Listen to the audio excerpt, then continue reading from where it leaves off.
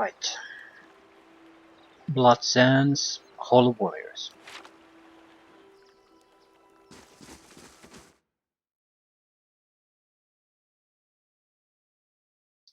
Blood Sands, I think, had a terrible reputation, like they do sacrifices and that sort of shit.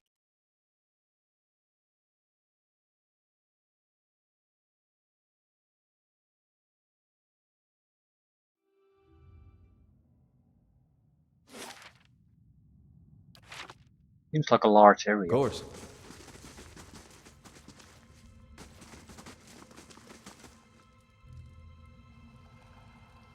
A dwarven man stands, motionless, near the roaring fire that lights the cavern.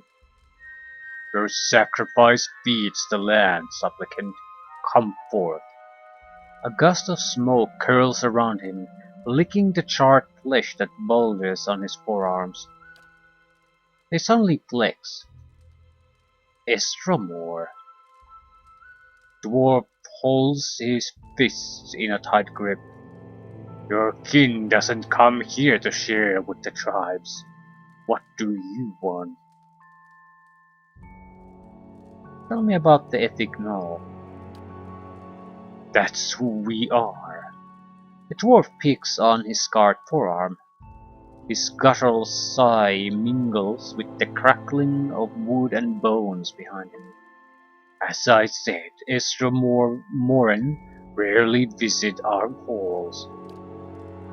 Our order has thrived for generations. Before we came to Twin Elms, our rights with the lands of the Eastern Mountains. Now we share blood for air-glad fat. Garrus opens his palms. Strikes of red skin run through them like flames. For everything that must end, our sacrifice brings a new beginning. He looks up. We sustain what's to come.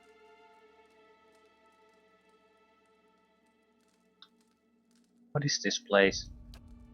The clan Pathans call this place Blood Sands. We call it home. The Ethic Knoll have tended the land from within this cave since before the arrival of the tribes to Twin Elms. Garrus crosses his arms. Be warned, Estromor. We bleed life to nurture it. Our sacrifices may strike you as savage, but the health of these lands depend on them, and it's unseemly for guests to insult their hosts. Tell me about the sacrifices. Garrus spreads his stocky legs apart and locks his forearms. Everything must die to return anew, Estromor. Through the sacrificial rites, we offer supplicants the honor of giving their most precious gift back to their brethren, back to the land. The dwarf lifts his fist, thick and mottled by red scars. The blood gives us strength. Even the clan Fathans have come to depend on the blood pain. They brim with power before battle, all thanks to the sacrifices of their kin. Right. Remember, Estramor, you are a guest in these halls. Respect our ways, and we'll tolerate your presence among us. Hmm. I might not agree with what they're doing, but it's their home. Try not to insult them. Essence taken by force may sustain one, but essence given freely empowers many. Upon Burial Isle, the two men meet again for the first time, though it was the last thing they did. The many-colored beast rent them both asunder. They were in death, merged, and made whole again. Hiravius clears his throat and reads the Clanfathan script on the tablet. Right. Cute story. Two guys meet in the belly of a soul-eating creature. Maybe someday I'll eat two of the most insipid dear wooden lumberjacks, and they'll spend an eternity discussing beer whilst haunting my colon.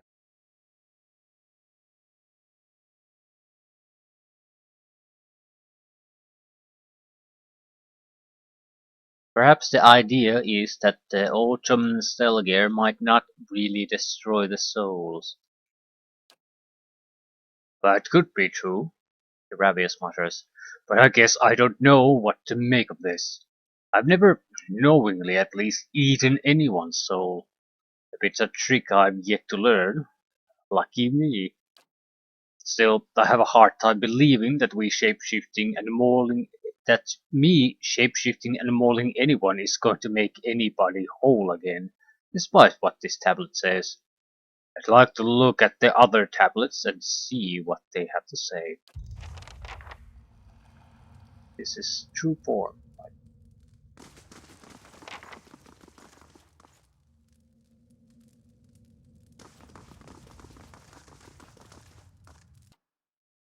There's no greater honor than dying for one's tribe.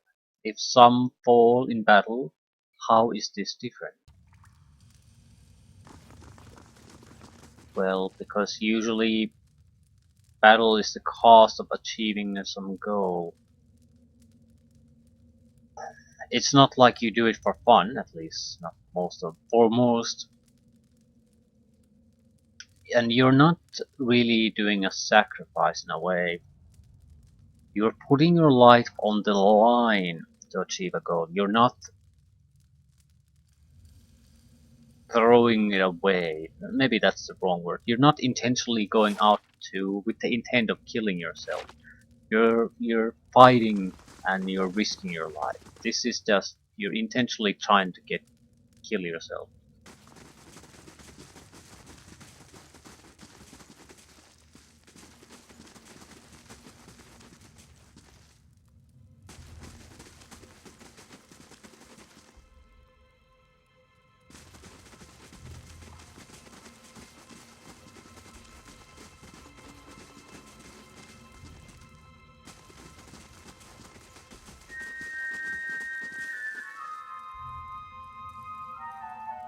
Keeper Birdha. Birdha. Many blessings, traveler. The elderly dwarf blinks at you, not quite looking at you. Her eyes are pale and clouded with cataract.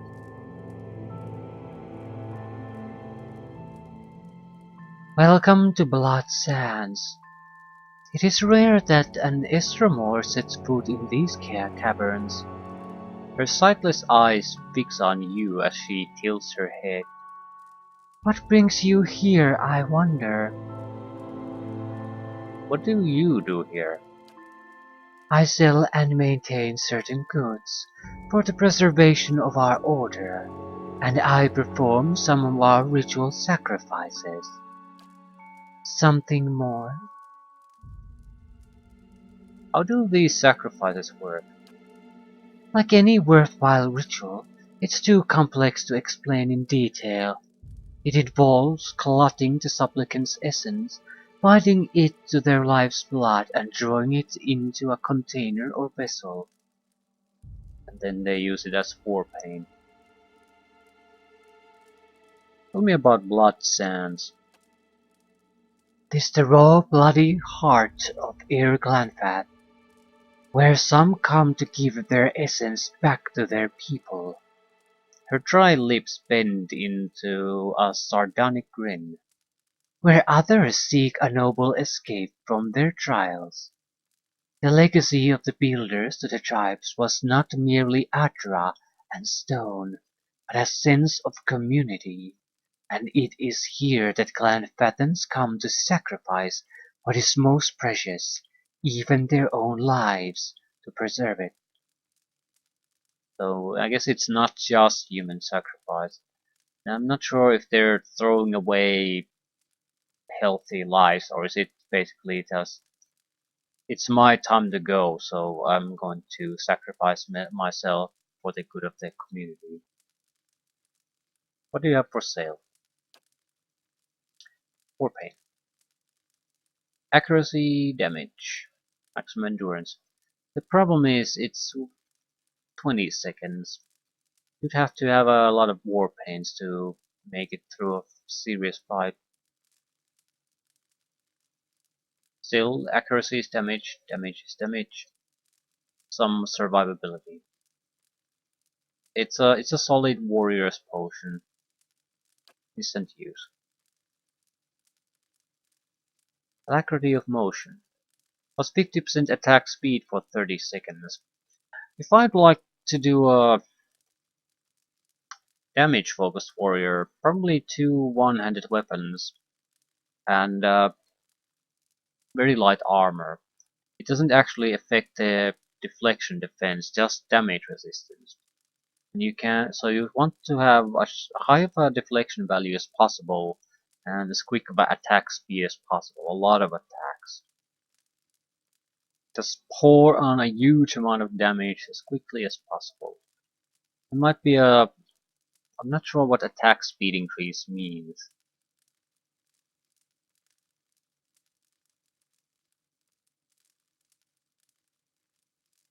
I mean, there's the attack phase and there's the recovery phase. Does it affect the recovery phase at all? Damage reduction against burn, shock, corrode, and freeze. Major regeneration.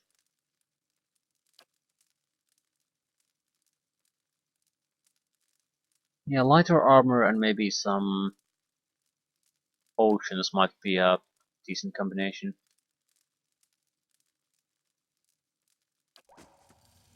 By the way, I'm not throwing away my money on this.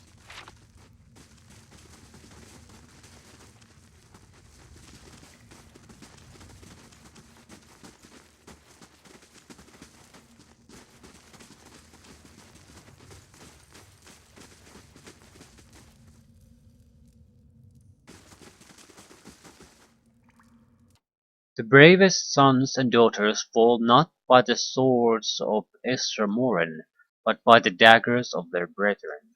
Is not the water sacrificed unto the plant, and the plant sacrificed unto livestock, and livestock unto man? When the lesser soul is sacrificed to strengthen the greater soul, the whole of our family grows stronger. For the greater good, basically. I'm just not sure if a 20-second boost to your combat capabilities is worth throwing away alive. I guess it's more of a discrepancy between the actual usefulness of the item gained through that sacrifice than the idea itself.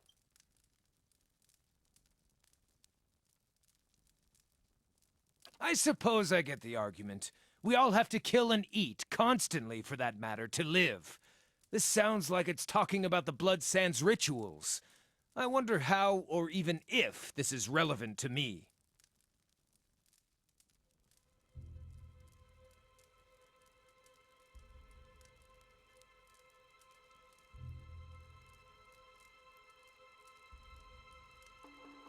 Whale.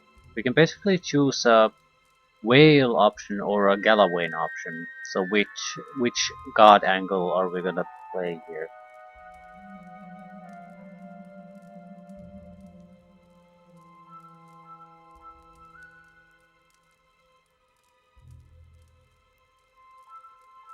You wear an eye patch of whale. I thought you were supposed to love cryptic information like this.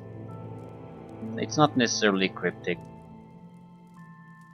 If it's all part of the cycle. Have you considered that the Autumn Stelgare may have been sacrificed to you? That Galawain was making you stronger? Or maybe it was sort of a test, in a way. Are you even stronger or not? I'll go with the whale option, eye patch. Cryptic information. Hiravia stares at you with a smile. A fair point. Well wanted me to see this, so what about it applies to me? His voice sinks and his face turns pale. Am I the lesser soul? Was being cast out of my tribe the sacrifice that made the greater soul stronger? Hmm, it's not a satisfactory answer on its own. I like this approach anyway because the point of this, why we're here, is for Hiravius to find answers. So while I can help, he needs to find answers that his own answers, otherwise I don't think he will be satisfied. I don't know. Just sounds like they're trying to justify their practices of killing people. Come on, let's see what the other tablets have to say.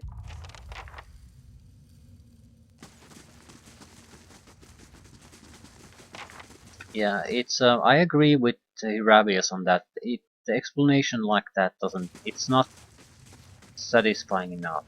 It leaves. It ignores the test part. That the fight with the Stellier and becoming taking it as his form. It gives no explanation for that.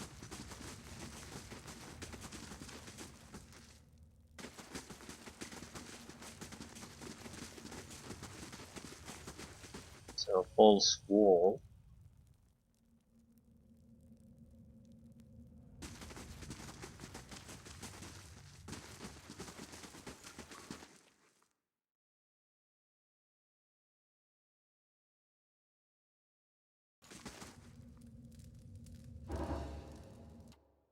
Grants finishes escorting supplicant and returns to Stronghold. Can't even recall what that was. I think it was a pretty much a straight escort mission.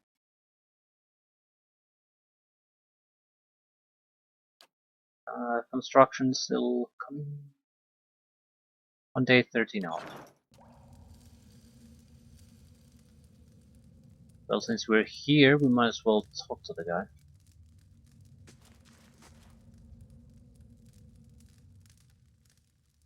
As your blood flows, so shall your essence. Your life's energy shall feed the soil, and your soul's energy shall enrich the community. This is by your own choosing, supplicant? Yes, the elf's voice is high but even. The dwarf grips a hatchet with both hands and raises it over his head. He throws his shoulders forward and swings the weapon into the elf's chest, connecting with a meaty thump. Blood gushes around the blade and the sacrifice's screams rent the air. Auroch's shadow! Sagani looks over her shoulder at Kana. I hope you weren't watching. Despite his earlier agreement, the elf thrashes atop the stone table, his torso arcing while his arms and legs remain tight in place. Meanwhile, the dwarf spreads his arms wide and allows blood to spatter his robes. When the elf is finally silent and still, the dwarf pulls his hatchet from the body and wipes it on his hem. Kana makes a disgusted noise and turns away. Think I preferred these rights when they were only words upon a page. Why did I look? It's not as if I didn't expect it.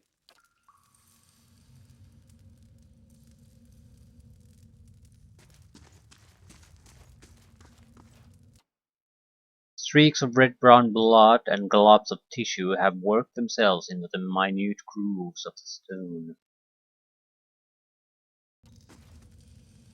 The dwarf wears crimson robes that are stained and streaked with dark patches. His face is smooth but lacking youthful elasticity. It's as if the lines and wrinkles have been formed and erased many times over. He watches you with eyes like two black pits as he wipes his hatchet on his robes. Hail, Estramor. No one comes to Blood Sands without a purpose. What is yours? Tell me more about Ethic Knoll. We are a druidic order that has been in Twin Elms since Engwithan times.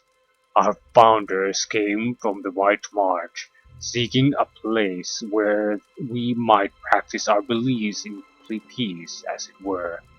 Unlike most of our Clanfather brethren, we seek answers in the world around us rather than in the teachings of the gods. We believe that all life has power, and that this power can be siphoned and conducted. We are not, as some suggest, madmen and murderers. All of our rituals are conducted with willing participants and through methods that have been tested and refined over centuries. He nods, his black eyes shining. This allows us to create the war paint for which we are respected, if not loved. What is war paint? A special unguent binding raw essence to the wearer. It grants incredible advantages in combat and has made us indispensable to the tribes.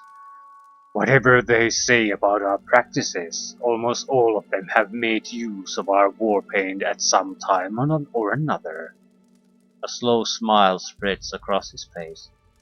Fascinating indeed how the most strident objections can be overcome by circumstance. Not really. Well, it is maybe fascinating. It's not unexpected.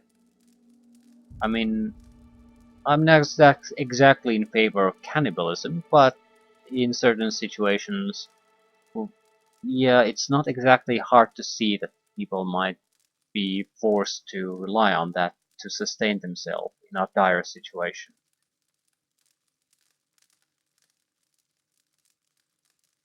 So this is not really, yeah, fascinating.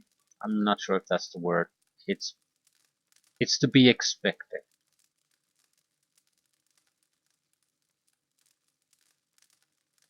I'd like to know, how are you different from the ovates of the Golden Grove?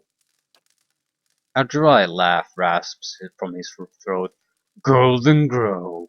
I remember when Erona came up with that name. He gives you a darkly gleeful look. Used to be as green as the rest of the forest, you know. We're more similar than they'd like to admit. We both believe in achieving power without the double-edged aid of the gods. But their fantasy is pure creation, something from nothing. They blind themselves to the fact that all life, from the mightiest dragon to the slimmest blade of grass, requires death, and the greatest ends require the greatest sacrifice.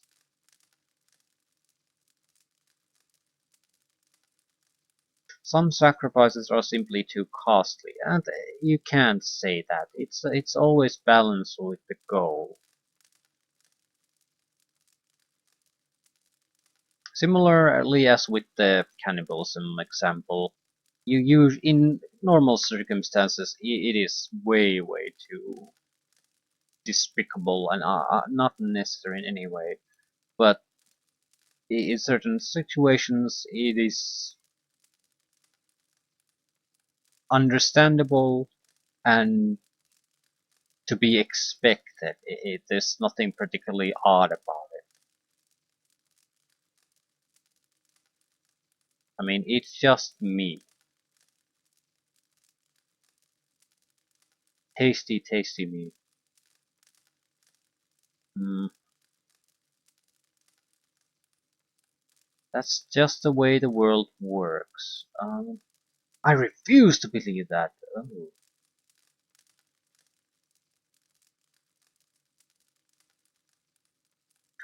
An interesting thought. I'll have to ponder it further. A wise enough sentiment. More about the sacrifices. A guttural laugh rumbles from his throat.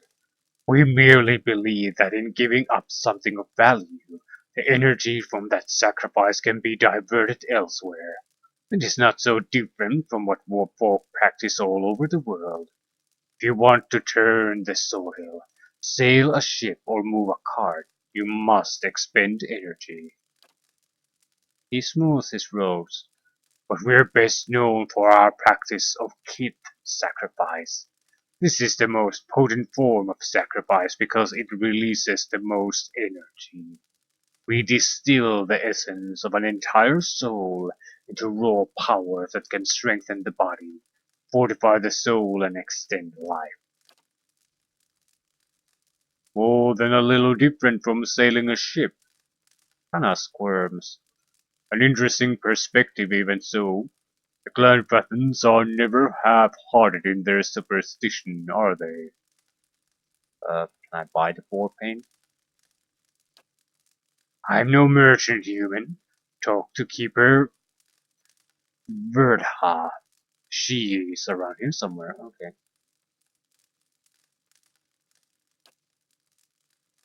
Uh, who are you? I am the Archdruid of the Ethic Null.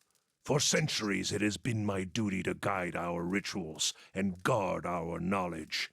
It is work that requires a certain resilience, but it is not without its benefits. Okay. Can't really ask about anything all that relevant to us, so moving on.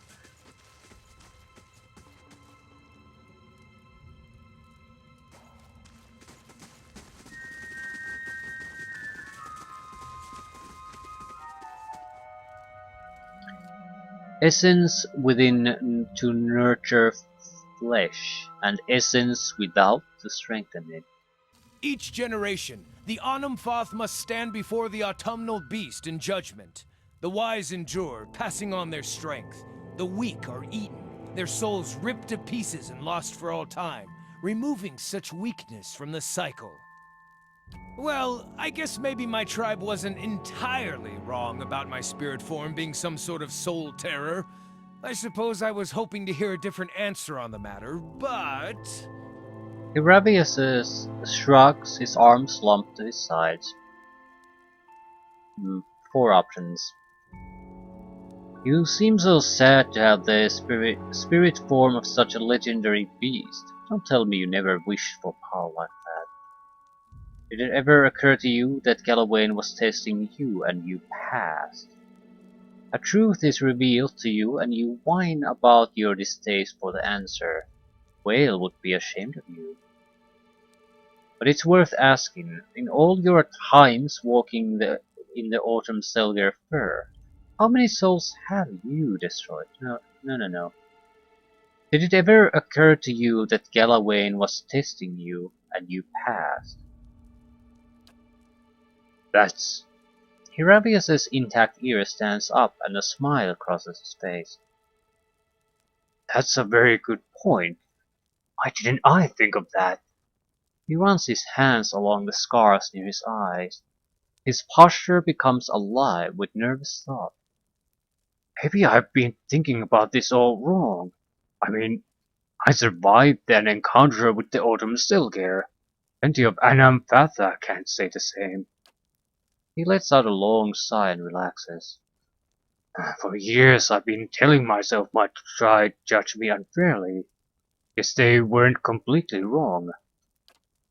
Well, enough pontification for the moment, he says, patting down a cowlick of hair. I need to know more. Let's look at those other tablets.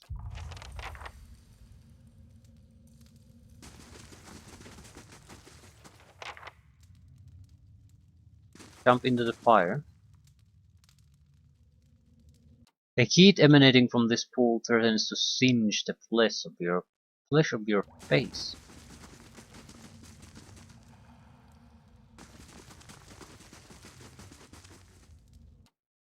All of the Anamfatha have called upon the Ethic Null for war paint at some point. So you keep saying, what is this room? Looks like there's a chest here. Secret treasure room maybe?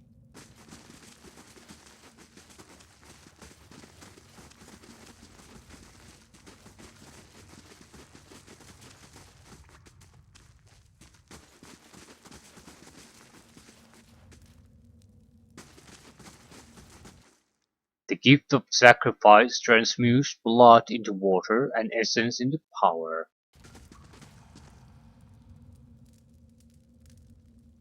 Chanters. Just as the flesh of one nourishes many, the sacrifice freely made strengthens those that will come to us.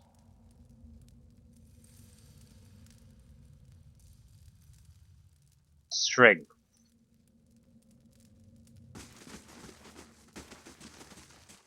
For the ones that will come to us.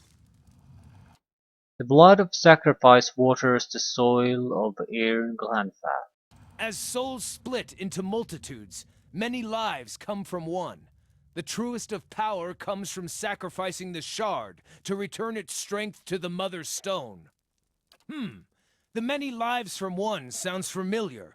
I was taught that sometimes between death and rebirth, a soul splits perfectly in two, creating two viable souls from one.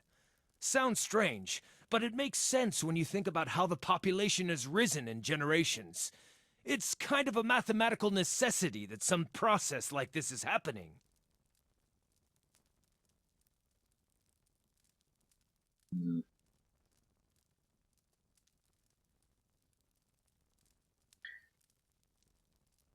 Maybe the Autumn Selger has an important role to play in this life cycle of souls.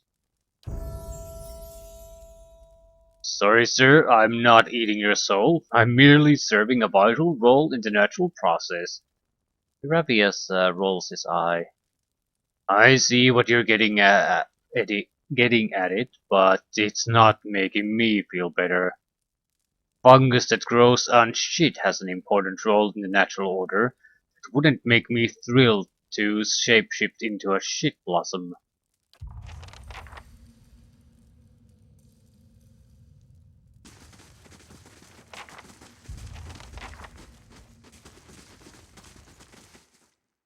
Explore the burial isle.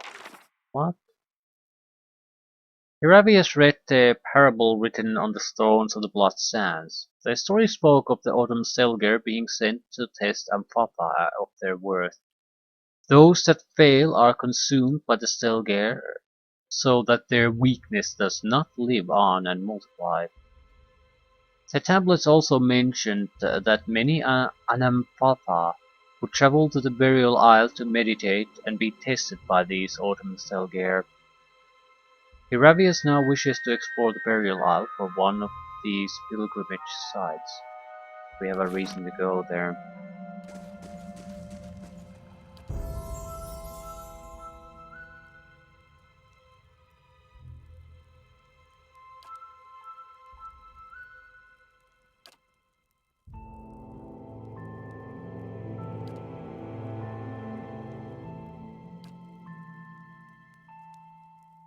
Ranger's binding roots sprout nasty thorns that do additional piercing and slashing damage to a target. Yeah, that was a good ability, binding roots. Now it also does damage. Stuck and piercing and slashing. Not sure if that's too important. It's just more of a you're not wasting that shot. Your damage isn't gonna go down that much. They're very easy to hit once they're stuck. I think that's more or less what basically happened to me when I got my ass kicked by the forest creatures. I noticed that I was basically rooted, and while it doesn't do that much of a isn't a problem if your purpose is just stand there anyway, but it lowers defense enough that you started to get hits. You started to get bad hits. So the tanks basically they broke through the tanks, and once they got rid of my warrior, everything fell apart.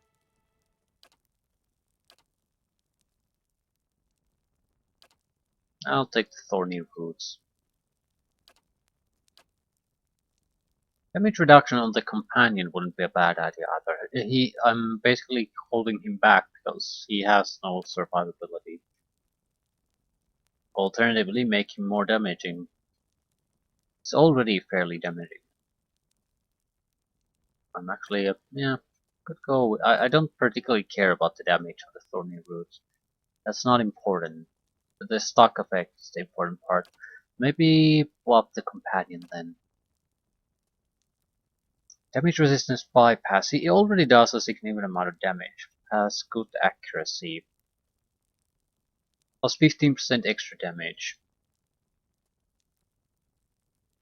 Maybe that's the better way to use it. I mean, we have tanks now. We have a pretty much entire warrior that gets tanking. And I'm taking the chanter in that direction too. I don't need another one that can tank. I need I need more offensive capabilities. Vicious companion.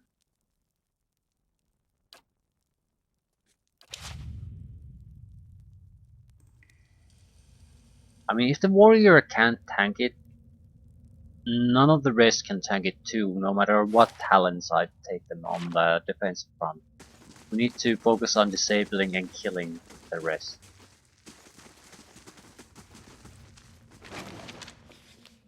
All three. Naka. The petitioner before you is swaddled in loose-fitting robes. Her hair is greasy and matted. A glossy film of sweat and grime coats her exposed skin. She has the swollen features of pregnancy and several missing teeth in her big grinning smile. As you approach, she slowly turns to you and examines you from head to toe, smiling the entire time. "Joyous day to you," she says. Despite coming from a very varied body, her voice sounds resonant and relaxed. "I'm Naka, midwife and lore-keeper." Her hands run across the slight bulge in her belly. She rolls her head back and sighs a relaxed purr. "Are you feeling well?" "Flawless," she replies. "Apologies, I should be left to my meditation. The rite of strength is invigorating, almost overwhelming to the senses." She reaches down and cradles her belly in her hands and turns away. Okay.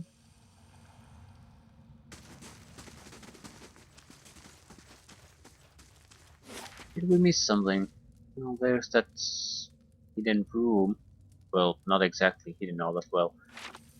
I'm interested in it. It seems like we are okay to manipulate it, and blood goes there. So I'm guessing that's the uh, main head high priest's area. How would I'll you stay out of sight. do this though?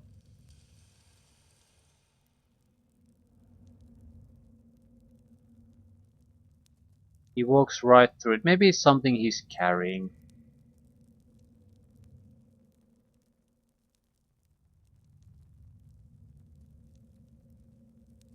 We don't have a good mechanical guy, so I don't think we're spotting anything either. Although it could be reliant on perception. I haven't really delved into the exact mechanics of some of these things. Maybe it's the blood itself. No, the To whispers and first the shadows. tracks come here. Whispers and shadows.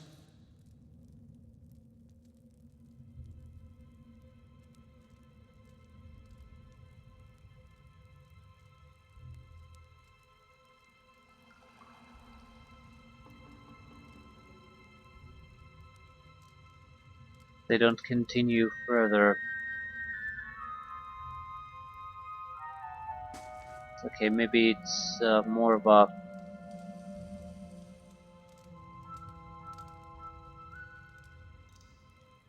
mystery how you're supposed to unlock this. Maybe you need to take care of the high priest to do it. It's a quest that's not available at the moment. Either way, I'm fine with just letting it go. I'm not that interested in those. I'm slightly curious. However, it's one of those things. The game's unique items and things like that, for the most part, aren't particularly interesting because they use the same system that you can use yourself to enchant things. So, a unique item usually has something mildly interesting in it. But outside of that, it's exactly like every other items you can make here for yourself. So I don't have any real desire to hunt down every piece of loot because I can just do it myself.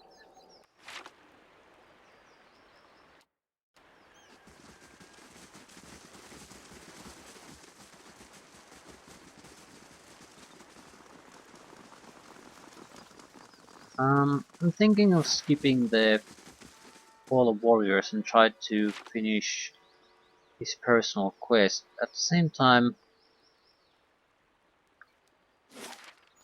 it's gonna be that easy.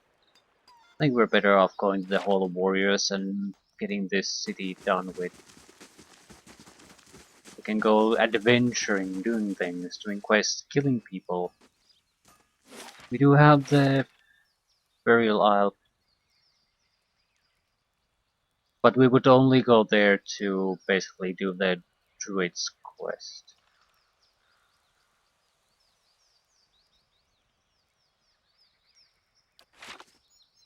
Read some kind of a tablet. Maybe fought against a Autumn Stelgear or two.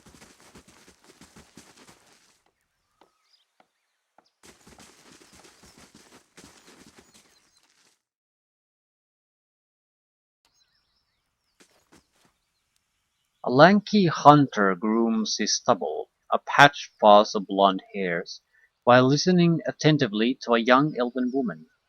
She whispers in his reddened ears and giggles. With his head still lowered, he flashes a wide smile in return. The hunter notices you. He clears his throat and straightens his back, adopting an air of dignity. I've been expecting you. My tribesmen have told me that you are to speak the truths of Bjorn's exile. He combs his sparse stubble, darting a glance to the elven woman. Well, Arthen doesn't hide from the truth. Ask and I'll answer. Tell me about your tribe. We're young, the youngest tribe in Air Glanpath. Arthen hesitates for a moment, scratching his beard, and then spreads his long legs apart. We're not weak. Other tribes have their history, and now we, the twice-split arrows, are making our own. Arthen puffs his chest and pounds it with a fist. We're true clan Fathans, true hunters. I've proven our worth. His patches of golden stubble sparkle alongside a glowing smile. It was me, not Bjorn, who killed the giant Stelgare. So what happened to Bjorn? Arthen looks down and licks his lips. Bjorn. He pushes the blonde bristle away from the edges of his mouth.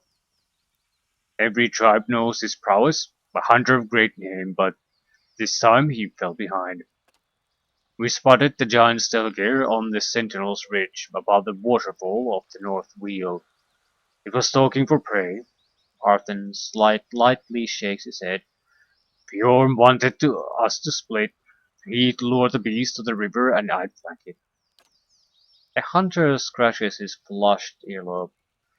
But the beast didn't come down to the riverbank, so we tried to circle it on the ridge. I climbed faster. There it was, ready to pounce on me. Arthen thrusts his fist forward. I pierced flesh, missed midair, rolled over and stabbed it again and again. And it was dead. Hunter pushes his mustache back and looks up. Bjorn couldn't believe he didn't earn the kill, not even a cut. He said he'd not return with the shame of losing to a twice-split arrow. Arthen sighs. I pleaded, but he was a keeper of the stone. He'd not listen, and now he's exiled. Who knows where? Right. Well, that should be something we can confirm. We have a location for it, so we can see if there's any kind of a conflicting evidence. My guess at this point would be that it went the other way around, more or less. He killed the Selger and maybe he killed the but got wounded or something, and he sort of put him out of his misery. Or something else could have also happened, but I don't think Arthen killed the Stelger. That's something that probably very likely did not happen. It's more of a question mark what happened to the other guy, Theorm. It's possible that he had nothing to do with his death, but he's just taking the glory.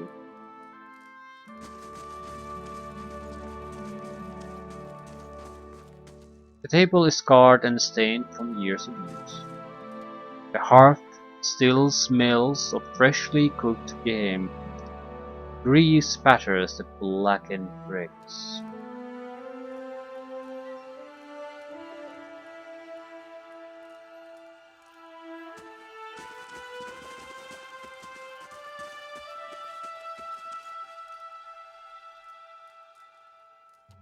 The crates contain a few necessities of a Glenfathan traveling party: furs and blankets, sturdy hide clothing, and gifts of cart aggro.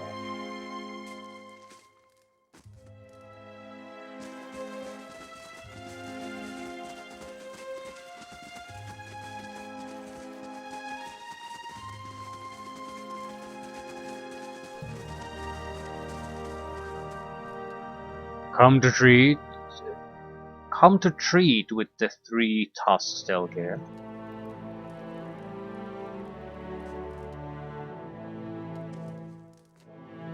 Though simple and unadorned, the blades are made of sharp and finely tempered steel. What brings you here? A grizzled old elf, his hair braided and dyed, stands at one end of the hall. His arms and chest are cross-hatched with the pale seams of scars. His crooked smile looks like another. It's not many Estramoran who are permitted into our sacred city. Bethel must be feeling especially soft today. Peter pays no attention to the elf and instead has locked eyes with the Stelgare in front of him. He whispers to you. Do you think he'd mind if I pet this Stelgare? Sangani lowers her head. Remember how well that worked out last time. Come to hear your future at Ter Evron? His smile widens, exposing a row of yellowed crooked teeth. Or to make your own at the Blood Sands. Tell me about the 3 tusked Stelgare. The boldest and fiercest of the 6 great tribes of Glenfathan. It was we who first defended against the Estramoran, who came to shore 200 years ago. He raises his chin. We have always been the border tribe, and it has always fallen to us to hold the line against outsiders and invaders. Iravius leans in with a whispered voice. The way they keep mentioning battles of old, do you think they're the 3 Tusk Martyr tribe? They are indeed fierce and their history is rife with glorious deeds. I sometimes think they'd fight the other tribes if they didn't have trespassers to hunt. Simak crosses his arms over his scarred chest. Something else? What do you do here? As Empath of 3 Tusk Stelgare, I guide our tribe in all matters. He looks to the main room of the hut where others have gathered. I am in Twin Elms to confer with some of the other Anempatha about the Onulfen, the Hallowborn. We only have such births here on occasion, but it has made us more vigilant about our neighbors. One Stelgare stretches, flexing its claws. Simak's eyes narrow. There are some of us who believe your Onulfen to be a punishment for the defilement of the builder's sites. Others say it's a plague carried by the Estramoran.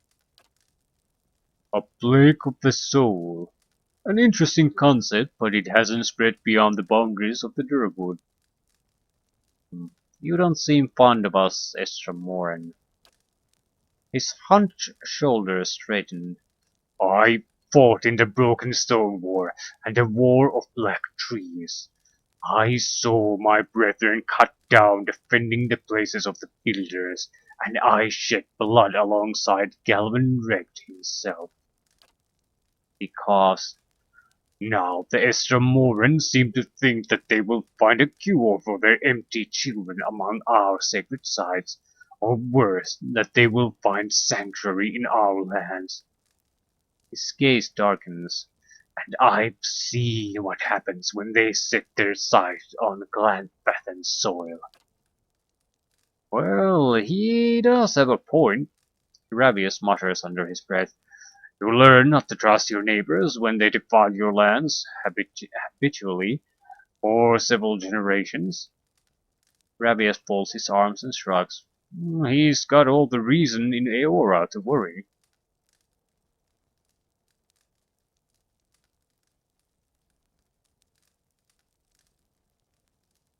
And this worries you?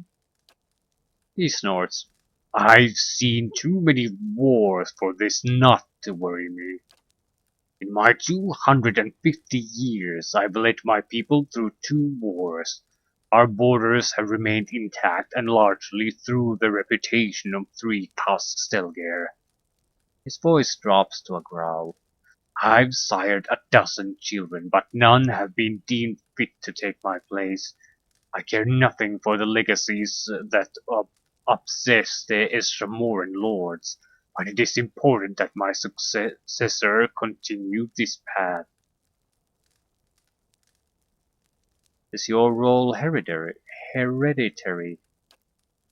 Not entirely. We believe that the souls of our ancestors come back to us, that a strong soul may bear many more, but all souls must be tested by our elders. The Riav looked first among my children for a successor, but their souls were weak. Ordinarily they would turn to others in my tribe, to clan heads and their families. Ordinarily. He levels his gaze. But we share a tradition of fostering the children of other tribes, and the Anamphath of Fisher Crane has trusted his youngest to my care. He grimaces. And as none of my own blood are fit to take my place, the Ria will look next to this Bach child, the kin of another Anamphath and my foster daughter, to take my place. You should be so lucky, Ravius chirps. This young Fisher Crane lass is a great gift. You should be thankful.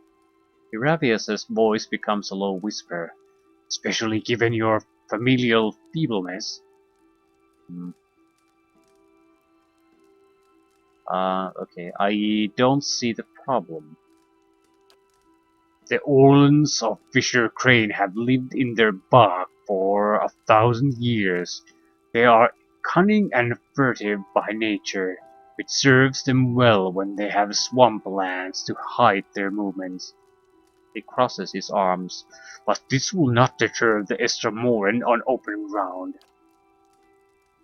That's an unkind summary from what I've read.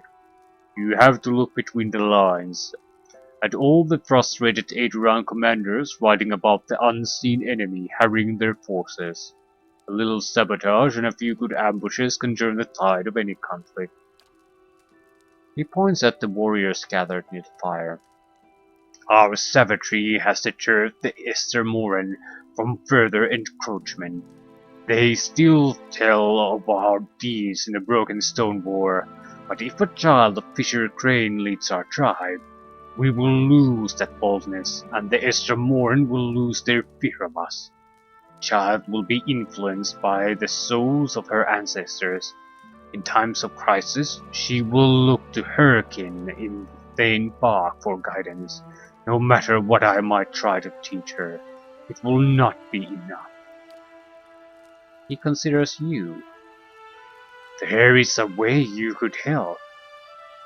Few have the stomach for it, but I think you have the perspective to see why certain unpleasantness may be necessary. Go on. This Orlan girl has the soul of a leader. If it were passed to one of my own offspring, our tribe would remain strong. A Stelgare at Simak's side scratches its massive head on the Anampath's leg. He remained steady on his feet. The druids of Blood Sands have a way to do this, and they understand the importance of a strong line of succession for the three tusked Stelgare. Peter rubs the bridge of his nose. He rattles his head as if to clear cobwebs. All we have to do is steal a baby's soul. What's the catch? He gives you a key. There's a house in southeast Heartsong next to the river. The child will be asleep, and I've arranged for her to be unattended for a time. His voice becomes a quiet rumble. Take her and bring her to Keeper Wordha in Blood Sands. She knows what must be done. When she presents you with the liquid essence, bring it back to me. Right, so we're squeezing the children essences. I'm not sure if this is a plan A material, but I'll help you. I won't do this. What will Keeper Wordha do with the child? I don't see why you need me to do this. Probably because it's not exactly kosher to take an unwilling child and make it a sacrifice. Tell me about the potion. Remind me where I can find the child. I should kill you for this. Okay. Why exactly do you need me to do this? I just want to make it clear, instead of relying on my own assumptions. Because I cannot do it without attracting undue attention. He frowns. I don't relish passing my own burdens onto another, but this will incite war between our tribes if I am caught. Yeah, maybe that should be a sign for you that this probably shouldn't be your first choice here. Are you so tied to the bloodline that you just can't have anyone else lead? The Orlan child. Go on.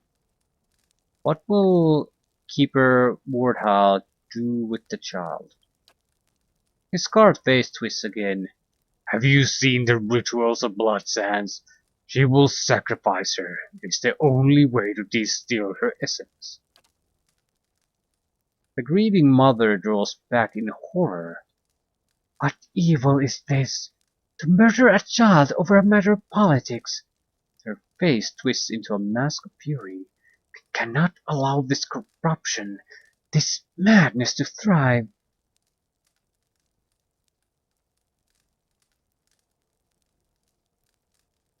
How can you possibly expect to get away with this? Yeah, the child, they're gonna be suspicions.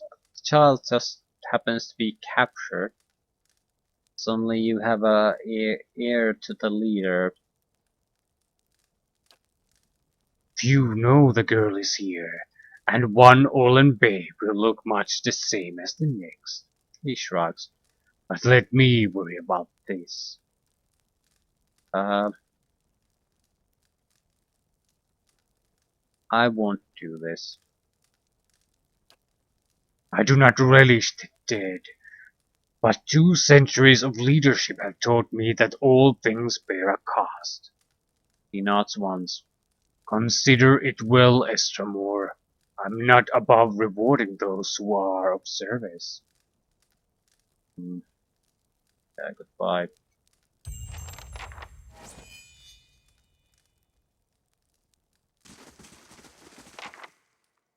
You. A young man approaches you with a swift and purposeful stride. While you've never met him before, he has the same stern, wild look as Simak. He doesn't speak until he's right next to you. When he does, his voice is quiet. Wait, I saw you speaking with my father. Hmm? What's this about? He glances back at the room with Simak. He's asked you to sacrifice Vela, hasn't he? He grits his teeth. Maybe he's right about 3 tusks Stelgare growing weak. But if this is the price of strength, it isn't worth it. The tribes have survived this long because we've stuck together. Sagani does a double take. Kid, are you sure that old elf's your father? Do you have another idea? He frowns. There's an herbalist among the ovates of the Golden Grove. Leda, that's her name. They all gather southeast of here by the river. She could brew a poison. Simak wouldn't know the difference until it's too late. There's the family resemblance, right?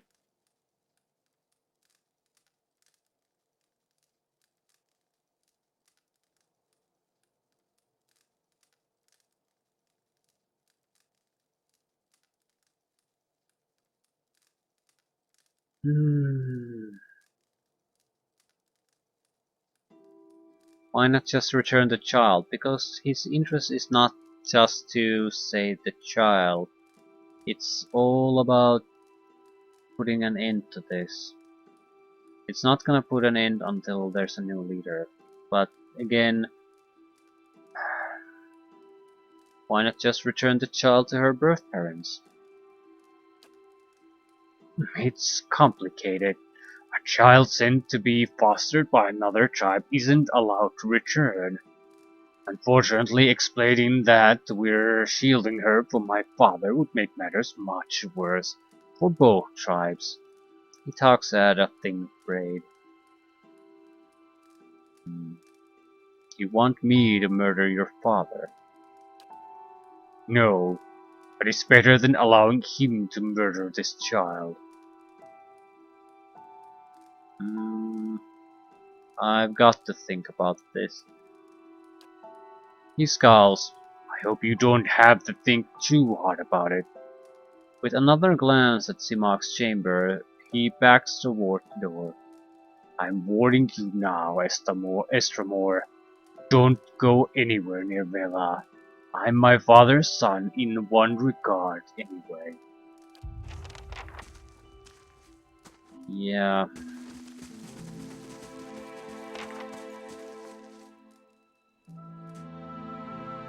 So, pick your poison. Strengthen the whole by doing something really shady shit. Or just murder a tribe leader. Weaken the whole. It's not exactly great options there. Still, I'm going to go to the I ferry. always assumed Glonfathen's preferred traditional weaponry. Yet you seem uneasy with the bow. Oh, I was a great shot when I had 2 eyes. I'm much worse now. It's hard for me to judge distances. Well, you have the luxury of being able to catch dinner without the need of a bow. Exactly. Why aren't more women complimenting me on that? Going to the ferry, leaving it there. That's really the final place here, and we're going there only for the purpose of for the druid to finish his personal quest. Whatever it takes. But assuming it's an area of this size with a couple of points of interest, it shouldn't be too difficult of a job.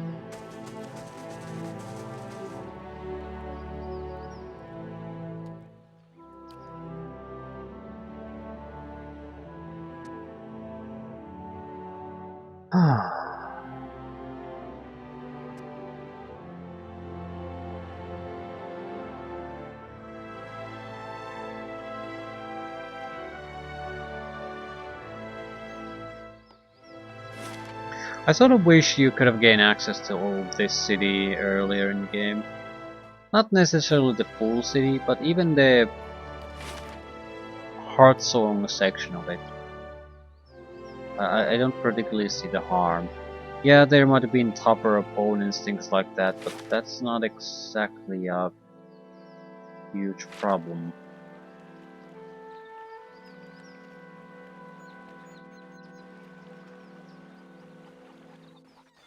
Mainly because it. I'm not sure if at this point in the game you want a huge introductory space like this, where I don't particularly know anything about this faction, so I'm talking and talking and talking and talking and talking and talking about everything. And it's mostly not about really things for us to do, but just getting to know these people and what they're like, what they believe in, things like that. Builder's wisdom to you. Take me across. Dorval inclines his head in acknowledgement. I will. Take care that you do not lose your footing. These waters have a fickle temper.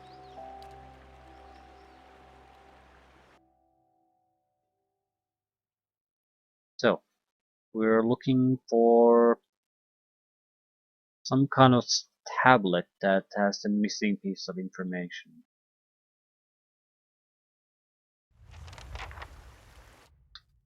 Find the Court of Penitence. No, I'm not actually interested in that.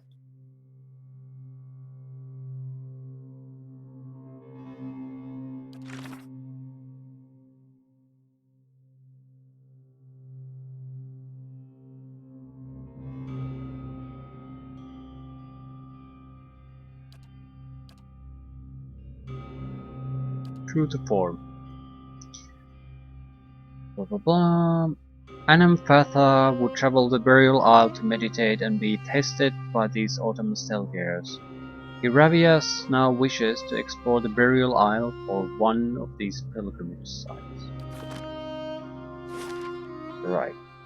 It's fairly sizable, but it's not that large. We should be fine.